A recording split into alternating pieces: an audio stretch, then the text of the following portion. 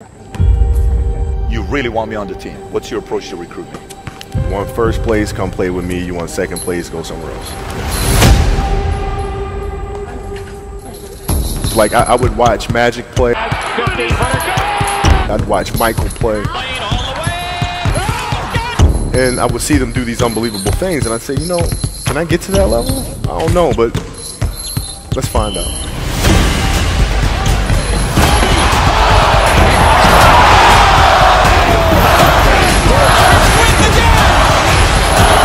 That's why he's the best player in the game. Everything was done to try to learn how to become a better basketball player. Everything. Everything. And so when you have that point of view, then literally the world becomes your library to help you to become better at your craft. So because you know what you want, the world's giving you exactly the information you need to become better at it. Because you know what you're looking for. So many guys tell stories about your work ethic. Yeah. What was really your work ethic like, and for how long did you stay disciplined? Well, I mean, every day. I mean, since 20 years. It was an everyday process, and trying to figure out strengths and weaknesses. For example, jumping ability. Man, my vertical was a 40. It wasn't a 46 or a 45. My hands are big, but they're not massive. Right? So you got to figure out ways to strengthen them, so your hands are strong enough to be able to palm a ball and do the things that you need to do. Quickness, I was quick, but not insanely quick. I was fast, but not ridiculously fast. Right? So I had to rely on skill a lot more. I had to rely on angles a lot more. I had to study the game a lot more. And but I enjoyed it though. So like from the time I can remember when I started watching the game, I studied the game, and it just never changed. It's a good separation for me, emotionally, to be able to put myself in a place where at practice or when I'm training or during games, I switch my mind to something else. I switch my mode into something else, right? For me, it's the equivalent of Maximus, Decimus, Meridius, and Gladiator picking up the dirt, smelling the dirt. It's go time. Right? So that was my mental switch. It was like an actor getting ready for a film. You got to put yourself in that cage. When you're in that cage, you are that character. And then when you leave there, it's something completely different. But when I'm in that cage, bro, don't touch me. Don't talk to me. Just leave me alone. How did you get mentally and emotionally so strong where it doesn't bother you? Well, you got to look at the reality of the situation. Like for me, it's not, you kind of got to get over yourself.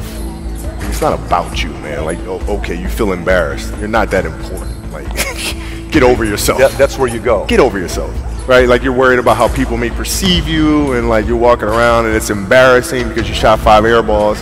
Get over yourself, right? And then after that, it's okay, well, why did those air balls happen? Got it. High school, year before, we played 35 games, max, right? Week in between, spaced out, plenty of time to rest. In the NBA, it's back to back to back to back to back to back to back. I didn't have the legs. So you look at the shot, every shot was online. Every shot was online, but every shot was short. Right? I got to get stronger. I got to train differently. The weight training program that I'm doing, I got to tailor it for an 82-game season so that when the playoffs come around, my legs are stronger and that ball gets there. So I look at it with rationale. Say, okay, well, the reason why I shot air balls is because my legs aren't there. I go, well, next year they'll be there. That was it. Done. Were there some names that you looked at and says, these 3 guys are as crazy as I am?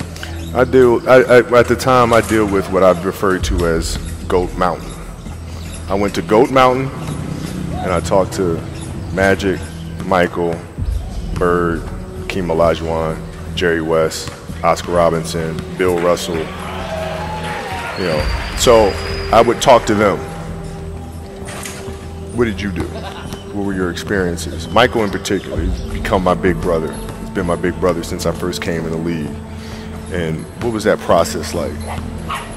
So I went to them and started understanding the ins and outs of the game, and how they approach things and their level of detail and obsessiveness, and that's what I did.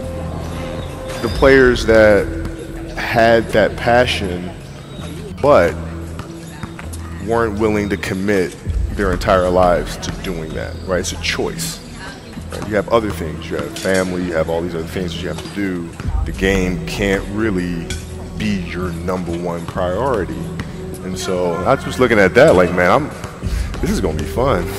If I'm buddies with you from high school, if I'm a cousin of yours, what happened to our relationship? How did that gravitate when you went into the league and you're determined to become the greatest, or you're determined to become one of the greatest? What happens to our relationship? Well, it suffers.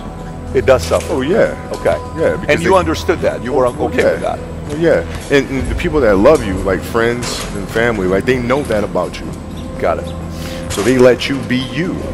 And when you reconvene, you pick back up where you left off. Mm-hmm. But make no mistake about it, everything in between is lost, right? So those long-term relationships, the commitment of time of,